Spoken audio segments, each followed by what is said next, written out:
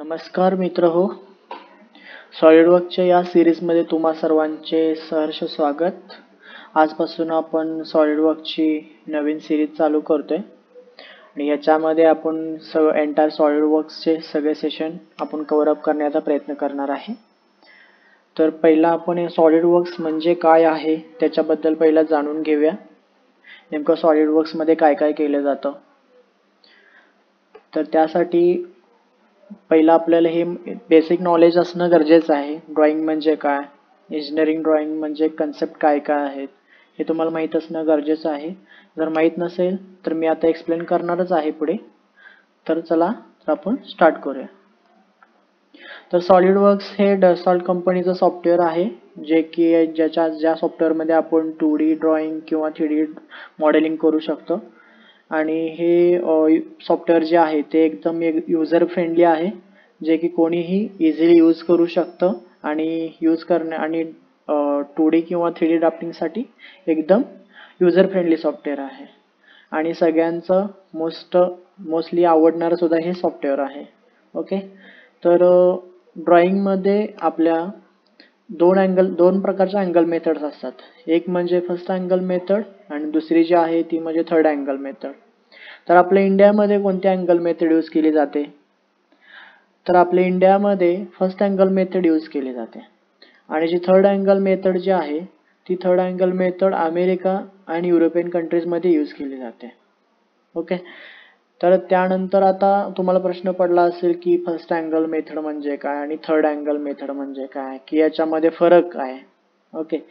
तर first angle मेथडमध्ये front व्ह्यूच्या खाली टॉप व्ह्यू मेन्शन केलेलं असतं, त्याला आपण फर्स्ट अँगल मेथड म्हणून ओळखू शकतो.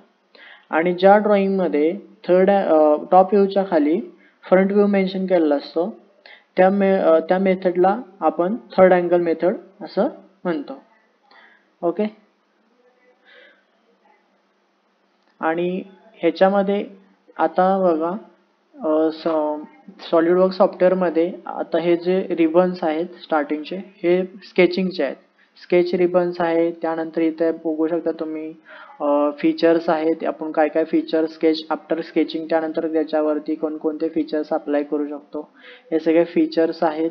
त्यानंतर वेगवेगळ्या प्रकारचे इथं मेनूज आहेत, त्याच्यामध्ये आपण ते ऑपरेशन आपल्या रिक्वायरमेंटनुसार परफॉर्म करू शकतो. ओके. तर स्केचमध्ये ह्या सगळ्या बेसिक कमांड्स कव्हर केल्या जातात, ज्याच्यामध्ये इथं डायमेन्शनिंग येतं, परत basic commands line, circle, spline असू दे, रेक्टँगल असू दे, आर्क असू दे, इलिप्स असू दे, टेक्स्ट असू दे. ओके. या सगळ्या कमांड्स ह्याच्यामध्ये कव्हर केल्या जातात. परत त्यानंतर तुम्ही लेफ्ट साईडला जर बघितलात तर तुम्हाला इथं वेगवेगळ्या प्रकारच्या प्लेन्स इथं दिसून येतात, जे आपल्या ड्रॉइंगच्या रिक्वायरमेंटनुसार आपण त्या प्लेन्स यूज करून इथून ड्रॉइंग स्टार्ट केलं होतं. परत मोस्ट इम्पॉर्टंट थिंग म्हणजे ह्याच्यामध्ये आपण युनिट जर सेट करायचं असेल तर इथं राईट बॉटम कॉर्नरमध्ये एक ऑप्शन आहे MMGS म्हणून. इथं आता बाय डिफॉल्ट युनिट सेट आहे मिलीमीटर, ग्रॅम अँड सेकंद. जर आपल्याला दुसऱ्या कोणत्या युनिट्समध्ये जर आपल्याला सेट करायचे असतील तर इथून आपण ते युनिट सेट करू शकतो. MKS असो, CGS असो, IPS असो, एटसेट्रा. ओके. तर इतकी इंट्रोडक्शन मला वाटतं की सफिशियंट आहे. तर पुढचा सेशन आपण पुढचे जे आहे ते आपण नेक्स्ट सेशनमध्ये कव्हर करू. थँक्यू.